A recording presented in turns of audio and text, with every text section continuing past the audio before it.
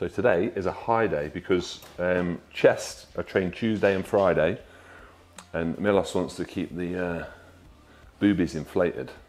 So we have more food on chest day, which is quite nice today because I hit a prep low this morning of 303 pounds. So I'm definitely ready for some more food. That was after I woke up on Sunday morning at 3:05.5 or something like that. And that Sunday is the day I have my off-plan meal. So naturally it's pizza. So I have like 5 meals, normal meals in the day. And then we went out for pizza. I had 2 pizzas, garlic bread, came home, had 3 bags of sweets, an ice cream, a dime bar, some crisps. We went in, didn't we? Or I went in. You went in. That's the wife in the background. She's back. I'm back. Woke up the next morning, I was like 0.2 pounds lighter. So the body's definitely sucking all the food up. So yeah, high day today is about 700 grams of carbs. I'll just take you through it. I've already had meal 1. Meal 1's just like a normal standard meal, which is the 80 grams of whey protein and 40 grams of nut butter for 20 grams of fat. I just love having a shake in the morning because it's nice and light on the stomach, quick hit of nutrition, and then we're going to the whole meal. So we'll have 2 meals, then go and train, and then we'll have 3 meals after. So let's get cooking. Right there, isn't it? No, in all seriousness, 100 grams of courgette per meal. We're making 3 meals, 250 of turkey each meal. I'm making 2 meals of rice, 60 grams of carbs each. There's 150 grams of rice in there, which is obviously 120 grams of carbs at 2 meals. But one of these meals I will have as my post-workout meal. So the turkey will provide the protein source, and then I'm going to have a cream of rice today. So I'll make that after we train.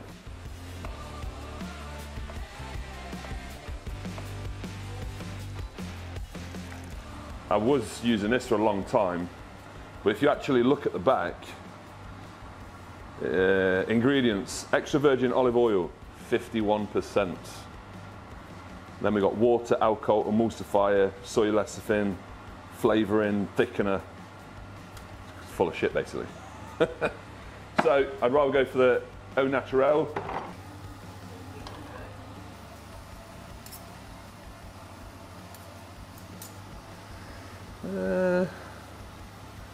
That's about 650.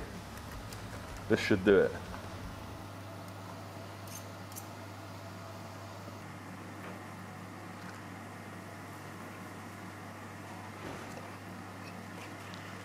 Oh, might be a bit light. Oh, it's close. It's close. Oh, we're 13 off. Perfection. Oui. 2 extra bits for the dogs. Top find as well. Where did we get that from? Morrison's, I think. Yeah. It's not a paint tin. It's actually peanut butter. And it is very nice. So, smunchy. I don't know why it's called smunchy. Maybe because it's slightly salted and crunchy. 75 grams of carbs with this meal. We do 90 grams of carbs pre-training.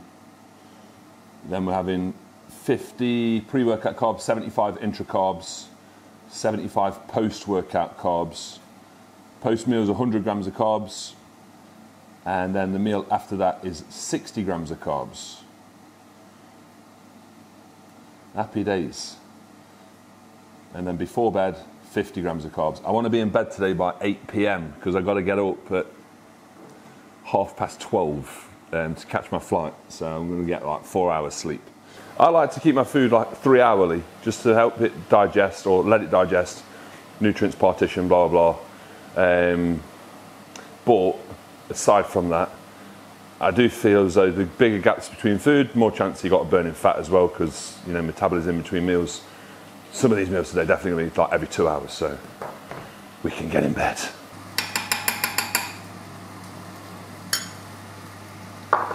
Sweet.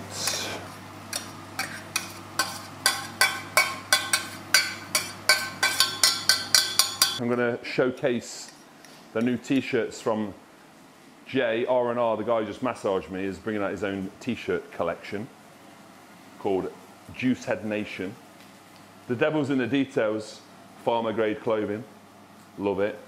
And on the back, this one's for all the, well, I'll let you see it and it's self-explanatory. But there's a lot of bodybuilders these days on Deludable. The launch is going to be within the next month, so just keep your eyes peeled. It'll be worth it.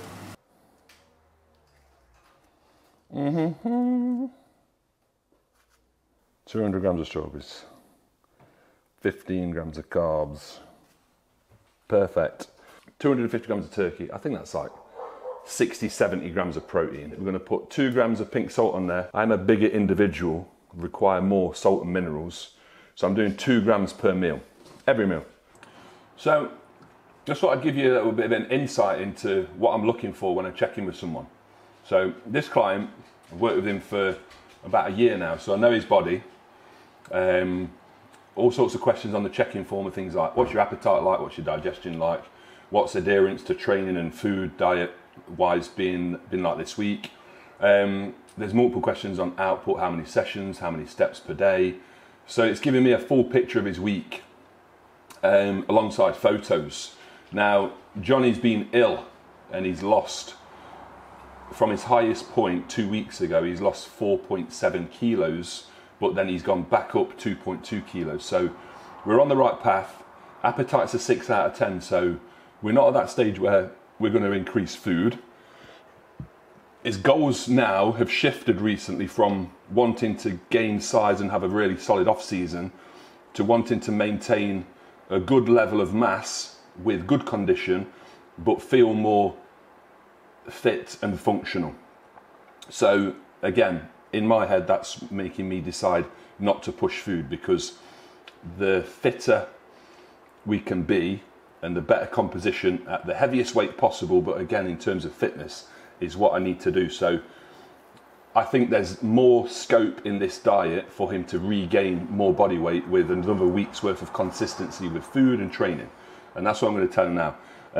I do like to voice note check-ins because it's more personal. I can elaborate on my responses a bit more, and the clients like it as well because they know they're speaking to me and they're not getting a check-in from a fucking robot or a virtual assistant or someone's mum. So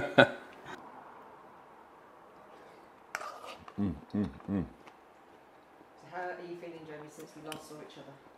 So 4 weeks out always happens for whatever reason, whether it's like a mental thing or physical thing, but I'm definitely leaner than when we last filmed. It's kind of hit a wall in terms of energy. Productivity is still really good, like I'm getting work done quick and replying to clients super quick. They're like noticing and commenting like positive things back, which is wicked. Workouts are intense and I would say output's high, particularly on the lower food days when there's only 250 grams of carbs going in. For me and my body mass, that's not a lot. So yeah, I'm definitely feeling it, but it's where I need to be because everywhere's like close to being ready, apart from the ass. Still got a fat ass. But it's not just body fat. I've said this before on a previous video, maybe you've not heard me say it, so I'll say it again, but the reason why we need so long in a prep, like 16 to 20 weeks, is not just to lose the body fat, but it's to allow the skin to tighten. So when I feel my glutes now, there's not a lot of fat there, but there's more so a lot more loose skin and nothing filling the gap in between. So one thing that will be down to is fullness. My glutes, my ass is flat at the minute. I need a BBL. We can't do that obviously, so we've got to fill out with some carbs, but obviously the glutes will fill out with the rest of the physique when we carb up, which will assist that tighter look, but the skin over the course of the next 4 weeks will tighten also with the elasticity in the skin. That's why you find older bodybuilders find it hard to get that tight skin, because the elasticity wears over time and it's just not there. But yeah, in the sense of how do I feel I look, I feel very good because the look at this body weight is better than it's ever been before. So I'm confident of bringing like my best luck to the stage this year. And I know bodybuilders say that every year, but I do honestly feel like that. And how I feel day to day, I think it's just to be expected. Like, this is completely normal for being 4 weeks out. I'm normally good up until after I finish my workout, and now I'm working out after 3 meals, not 4. I pulled it earlier just so I can kind of get out of the way. And then after that, I'm just looking forward to going to sleep. It sounds really bad, but kind of almost wishing away the days. And I'm excited to go to sleep because I know another day's ticked off. But then I'm really excited to get up and get that first meal and get the walk done and start another day. So I'm excited for the days, but I'm more excited to finish the days, if that makes sense. So yeah, that's where I'm at. Oh, sorry. And if anything, the trip now, so I go to Vegas Wednesday till Sunday, and then I fly to Vancouver from Vegas on Sunday till Thursday, and I get back, I think, on Friday morning. So a lot of people will be like, you're mad doing all that traveling when you've got home comforts and you're in the dying stages of prep, blah, blah, blah. But I literally feel as though it'll be a great thing because it'll distract my mindset from being 4 weeks out, from being on prep, from the monotony of day-to-day life. It's going to be a very welcome distraction, and I'm going to show you what we're going to do today to make sure that we keep stress low, because if you minimize stress, you can go wherever the fuck you want, and bodybuilding allows us to do that. In my situation anyway, because you know, I do this for a living. If you've got a daytime job, then it's not as easy, but this is definitely, I see, a good thing and a positive thing for prep. It's not something that's going to hold me back, or it's not something that I can say when I compete, oh, if I didn't go to Vegas, I would have been leaner. You have to make your own path, right? And I will make damn sure that Vegas is a productive trip business-wise, but physically as well. Mm-hmm.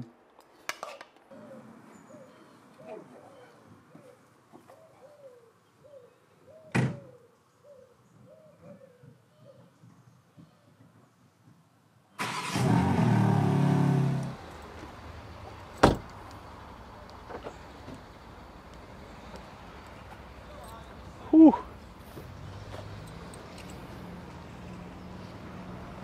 I like the little trolleys, make it look bigger. Not really, it's because I don't have to reach down into the bottom of the trolley, I'm being lazy. Now, when it comes to food, I am posh, but I'm also not stupid. So strawberries, taste the difference, £8.75 a kilo or £4.38 a kilo, so basically half price. I'm going for the half price strawberries.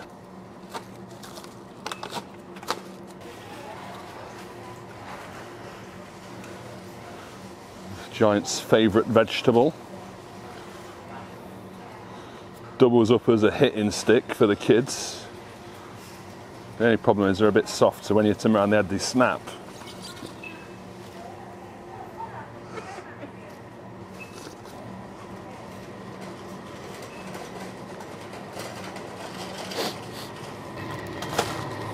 That's all they've got. I think that'll be enough. Rice cakes, I need Ziploc bags to pack meals in, because Ziploc bags will save you a lot of space over big containers. I'm going to take things like pink salt, cinnamon, oats, jasmine rice, water tablets for the plane. I'm going to go and have a look over there now, and I might get some calms because I want to have a good sleep on the plane there, because early in the morning the next day, after all the travelling, I'm training at 9 o'clock in the morning, so we need to get the good sleep in. So I'm going to have a look at some calms. I've got melatonin. What I really need is diazepam. I've not got any of that. I love this. Dark Temptation. Lynx dark chocolate scent. Now this is what I was talking about in America last time. £2.50 in the UK. That would be like $10 in the US. So that's why I like to live in the UK, because deodorant's cheaper. Smell nicer for free. Valerian root extract. Traditional herbal medicine product used for temporary relief of sleep disturbances. Water balance. It's just going to help, potentially, should do, retain less water on the flight. So I'll take these before, during and after the flight. But if you're in comp prep, I'll load people up on these in the last 5 days before the show, just to make sure we're flushing everything through, getting as dry as possible. Water balance. You won't be able to get these in the US, but there are some that are comparable.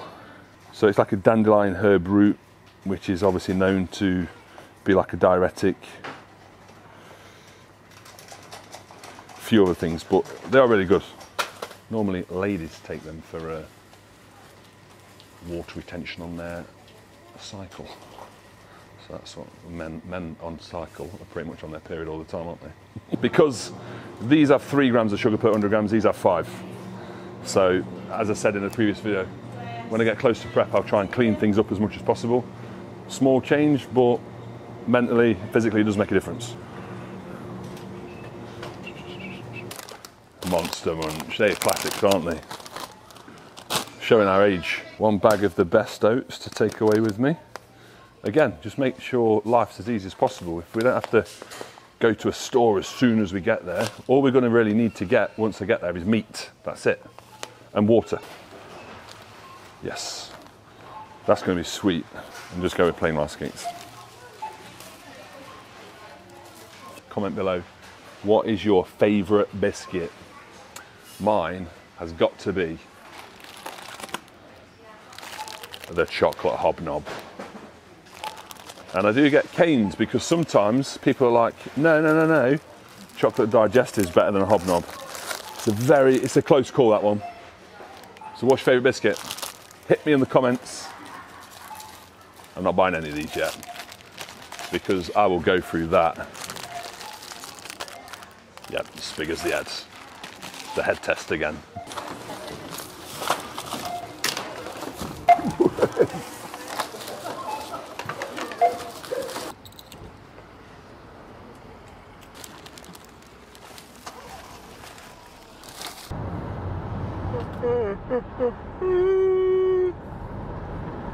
I know you normally do this anyway, but I feel like from here to here, all the way around, especially like here, I'm just fucked. So do what I need to do. I've got chest today, so it's not too bad.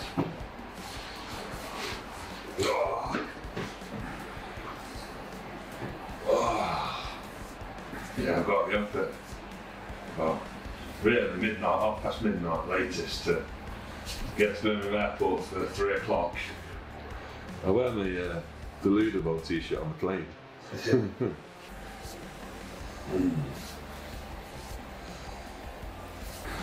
Well, the muscle bellies on.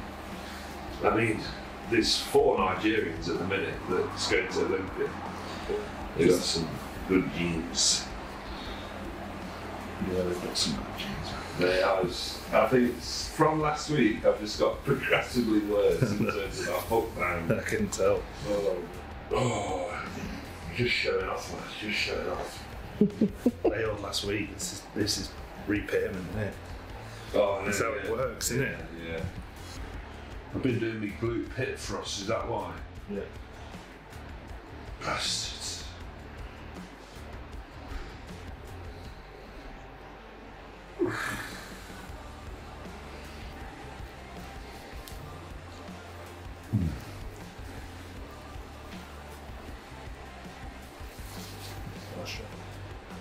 Easy. Usually, to be fair. So it's good. Physique. Oh god.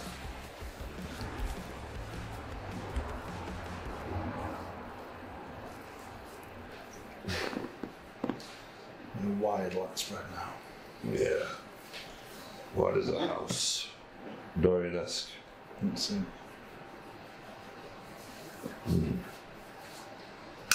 Oh, that's me. Legend. Thank you, buddy. Oh. That's where the fun starts. You can't get up. Whew. That's it.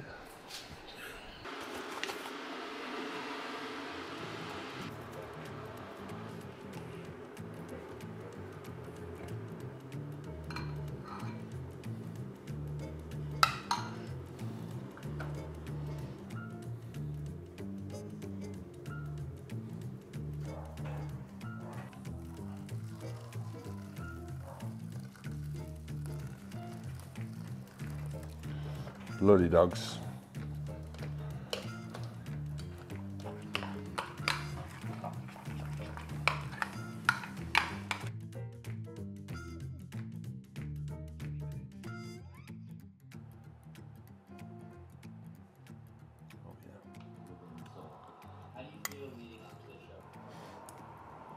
I'm at that stage in prep where oats is life. So as my pre-workout meal for 90 grams of carbs, I've gone for 150 grams of oats. I don't want to take any carbs away with any fruit or anything. All my oats. And then post-workout is 100 grams of carbs. We've got turkey made up. I'll probably get 100 grams of carbs from cream of rice. But I might add a little fruit. But depends how I'm feeling. We're going to take it as we go today. Let's do this.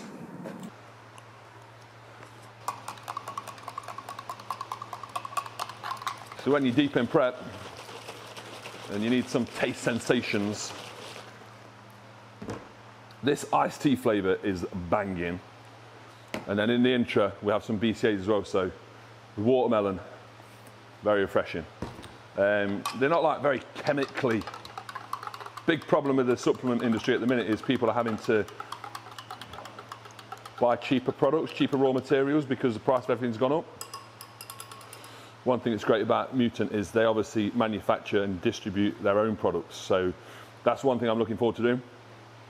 After Vegas, I'm flying to Vancouver to go to Mutant HQ and have a look around, see how they operate, do things. I'll be able to tell you like in more intricate details of why they're so good, but I already know the basics. They basically monitor and produce their own shizzle. A big part of prep at this stage, so we're 4 weeks out from the first show, energy is definitely dropping. A key part of this last phase of prep where it's about getting the last bit of fat off, getting all those details in the physique, bringing that super shredded condition to the stage. The reason why some people can't get in shape is because at this stage when it gets really hard, energy is really low, you're really tired, they lack the ability to push through. So I explain it like this. You've got a certain amount of calories going in and you've got a certain amount of expenditure, output, general movement and training, right? So if your output drops, then what happens to the overall calorie deficit?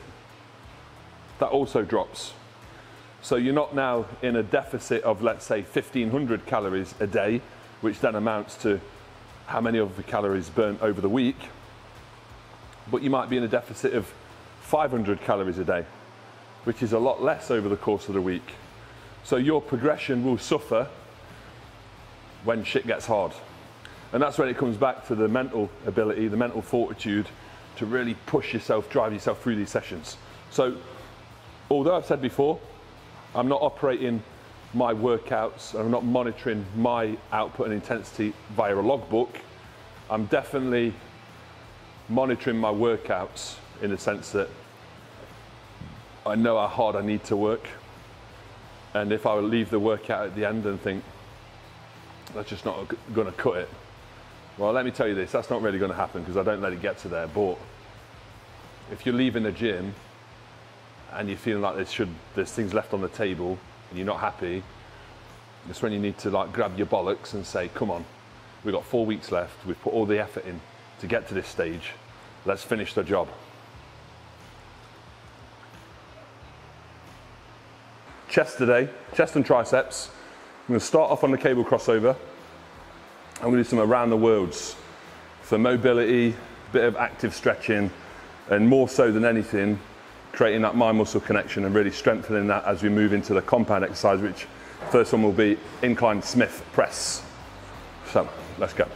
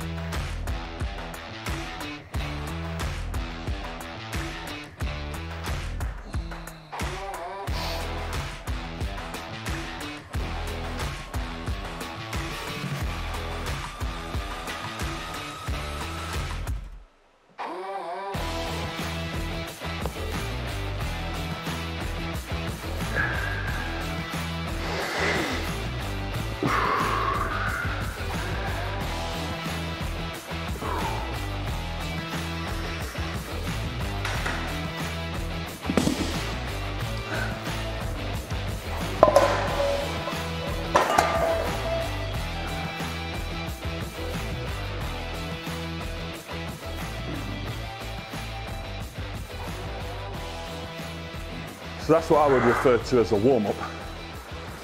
Something I do before every session. Obviously, depending what muscle group it is, it will be an active warm-up based on that muscle group. So it wasn't a failure, but the weight was actually sufficient to get the muscle working, get really strong contraction. But my feeling is, other than the strengthening of that mind-muscle connection that's going to help you connect with the muscle, which is then going to help you work and overwork the muscle, break the fibers down, and essentially build a bigger chest in this case. The main thing for me is injury risk reduction. It's common sense, isn't it? If you're warmer before doing heavy weights, when you're working in compound movements, it's going to be much, much safer. So I would adopt something like that at the beginning of your sessions. You've probably read mixed reviews on static stretchers. Stretching before you work out is probably, if you was to listen to the studies out there, probably not the best, but some form of active training in a range of motion, just to get the blood and ligaments and everything nice and warm and mobile, is definitely beneficial in my opinion. Two things you'll notice. One, I'm not going down to my chest. People will say, oh, why are you not going down to your chest? But everyone's different in terms of their safe range of motion, whereby if you pass a certain range of motion, it just becomes unsafe. And it's an unnecessary risk to touch the chest, in my opinion. So I'll try and do like this much off, 4 inches, whatever. And the next thing you'll notice, I'm training relatively fast. I mean, you won't be able to see how long I'm resting for, but I'm probably taking a minute 30 max between sets. And that's just because mentally, that's my way of enforcing what I was on about at the start, keeping output high, having less rest, and that's something I do through a prep. Another thing I try and do is just something simple as not to try and sit down between sets, so you're actively more on your feet. And that's something that I would change in the off season, because in the off season you're lifting heavier poundages, you might be aiming for lower rep ranges, so you need that extra recovery time to make sure you can hit every set perfectly, because the goals, in my opinion, are slightly different. In terms of prep is about output, maximizing that potential fat loss whilst maintaining the muscle mass that you've built in the off season. And the off season is about accruing new muscle tissue, building new muscle tissue, being as strong as possible, and allowing your body to rest enough in that session so you can have maximal output in terms of strength. So I would say this is like worked up now to the main working weight. So I'm going to do 2 sets on this weight. The first set is going to be a rest pause set. So I'll do as many as I can, aim for 8 to 10, 20 seconds rest, then go again and get like 2 to 4 reps. And then I'll obviously rest and attack my next set, which will be a drop set, where I'll stop on 2 plates. So I'll just do 1 drop, plate off the side, because a plate aside on this is really light, so it's not really achieving much apart from just forcing more blood into the muscle at that stage.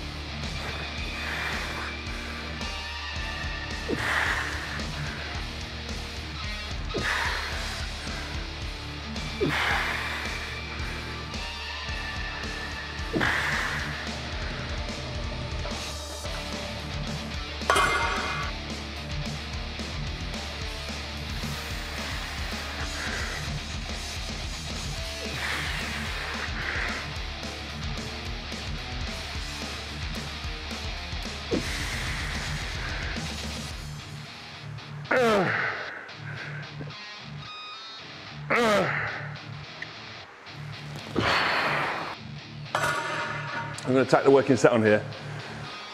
I'm going to do a drop set again. This side feels amazing in the sense that I can really feel that squeeze because it's a close grip, so you can almost force your arms together.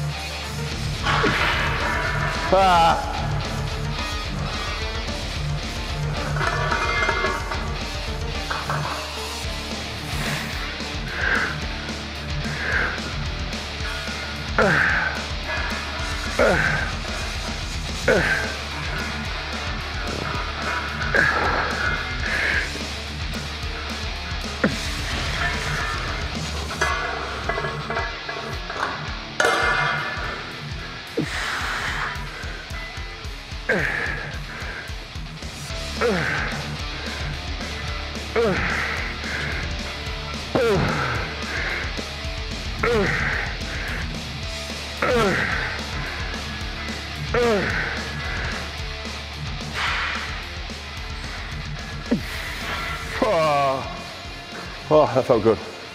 Again, using another intensifying mechanism, same as last set, drop set, just to extend the set, increase the output. You're not going to lose muscle by doing this, not if your diet's in the right place. You've got cycle assisting that muscle, supplementation's in the right place. I think there's a massive culture nowadays of people thinking too much about not doing too much and too much about recovery and rest and time out of the gym. I'm a firm believer, and I'll stick by this until the day I finish bodybuilding. Prep, one of the priorities of prep is output. Output trumps a lot of the things that I've just said about rest and avoiding overtraining, blah, blah, blah, blah, blah, blah, blah. You're gonna retain muscle tissue. If you're natural, it's a little bit different. We've got to just give ourselves more time so we can afford to have that time off almost. But if you're assisted, there's nothing that beats hard work. Right, straight into this one. So we've done a few compound lifts, good presses, different grips, working different parts of the chest. But to get a really full rounded pec, anything that's working the stretch, like a fly, is gonna give you that. So put a fly into every chest workout, whether it's a cable fly, dumbbell fly, pec deck. I love the pec deck, there's constant tension there, whereas a dumbbell works on gravity, so it's like on and off. This one, we're gonna do a bit different again. I'm gonna do Milos's favorite, 10 down to 1. So the first rep will be 10 seconds contraction hold, then it'll be 9, 8, 7, 6, right down to 1. So.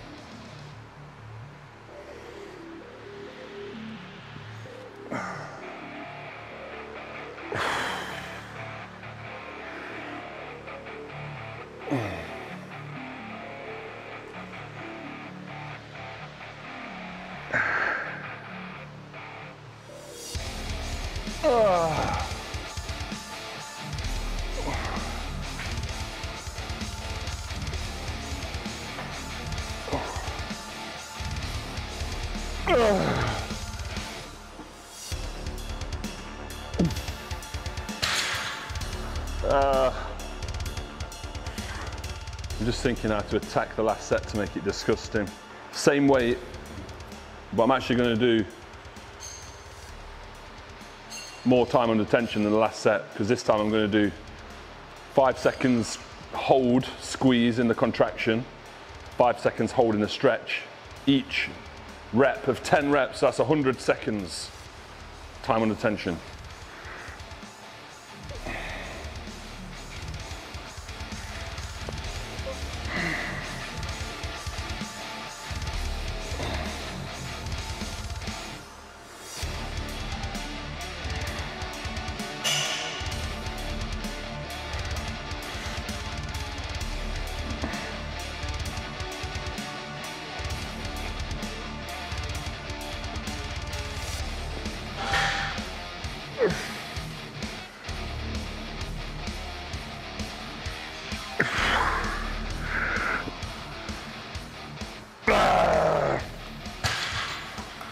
I'm going to do like a pullover with an easy bar, but I'm going to tricep that with a close grip press, a tricep skull crush, and then a pullover.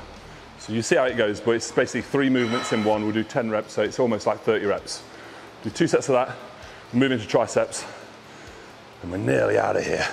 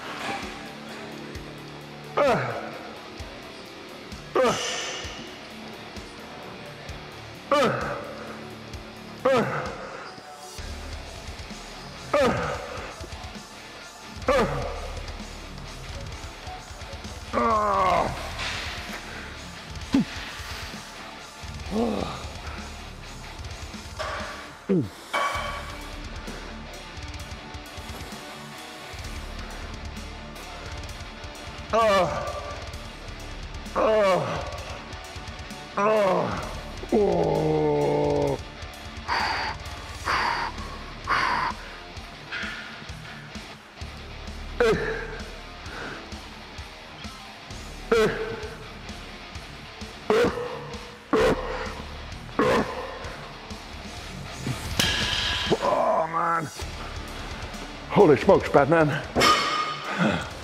Your secondary add-on, so in this case triceps, you're super tired by this point, probably been trained about an hour. I think if you can aim to get the most out of the least amount of time possible for that secondary muscle group, that should be the main aim here, to not really extend the set a silly amount of time longer, not spend half an hour, 45 minutes on the triceps. That was leading in, that was like finishing off the chest, leading into the triceps with obviously the skull crusher, the pullover, the close grip chest. It was all working the triceps. Got a cheeky little pump, feels good. We've created that connection now to lead into the tricep workout. So I'm going to do 3 supersets. I've got a nice seated dip machine here, and I'll superset that with my favorite cable crossover, crucifix, tricep extension, whatever you want to call it. 3 sets of that, 60 reps. Should be sweet.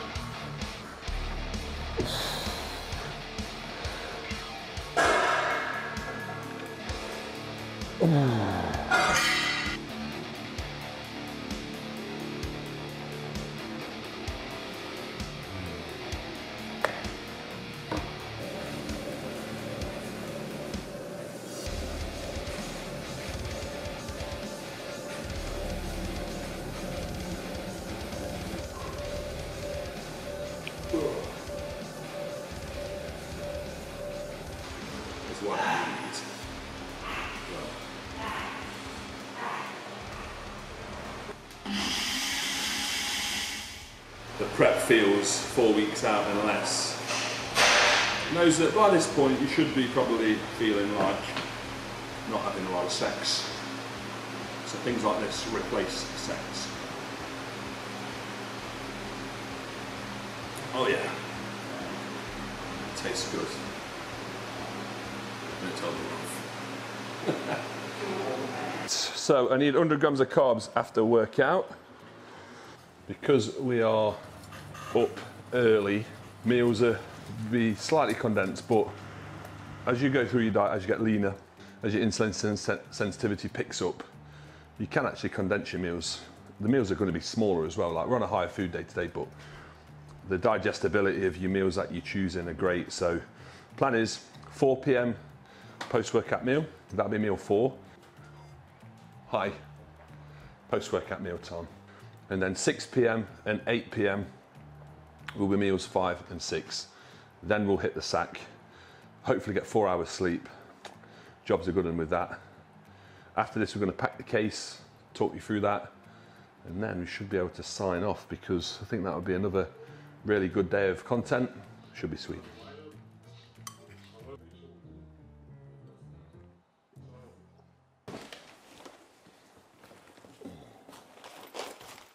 Right, so what we got from the shop earlier, a couple of bags of rice, so when we get there we're not got to worry about that. Ziploc bags for when we cook, travelling with those tomorrow. We'll leave the water tablets out as well, so we're travelling with those. And the calms for the plane. Obviously sponsored by Tough Wraps for training gear. Very, very good, solid stuff. Cheeky little posing thong, eh? Training belt. That is all the training stuff. EAAs and BCAAs, they're like the main staples for my training at the minute. Take a battery out, so I've got some battery left by the time I get there. Oh, and a key utensil that I'll be taking just in case the Airbnb doesn't have one. I've got stung with that before. Happy days. That's when I train. War day. I've got my Bumstead Champion vest. That is a really nice fitting vest. I have my Raiders jersey. That's my Nirvana t-shirt. And Ron will like that because Ron's into his bands. So I'll wear that for Ron. Something that's going to take up a lot of space in the case, to be honest, but well worth it. And a second case from the missus because I'm sure I get to take that on the plane. We travel in these lovely Jordans. And here I've got my lovely Italia t-shirt. And if you're wondering why Italy, if you don't know, I'm actually quarter Italian. I do, and I like the colours. Blue, I love the colour blue, especially this blue. And with me competing in Italy, I'm going to show my support for the lovely nation that is. We've even got Big Bertha out here. This is a kilo of courgette, 100 grams per meal, 10 meals. And then we're doing 2.5 kilos of turkey for 10 meals. So we'll obviously cook all the food off, let it cool down, and then we'll portion them up. I'll probably keep 5 in the fridge, and then I'll freeze 5. Idea is the 5 that are frozen can act as ice packs, because you're not allowed to take ice packs on the plane because that's classed as liquid. So you've solved your problem there with keeping your food cool. And they'll naturally thaw out, so by the time I get to Vegas, I'll have meals thaw and ready to eat. So we're getting there, Bex, we're getting there. Right, here we are. So this meal is 250 grams of turkey, 60 grams of carbs from rice, and I have my 1 can of cherry Coke. After that cooking-a-thon, this is gonna go down like a tramp on a biscuit. Very nice.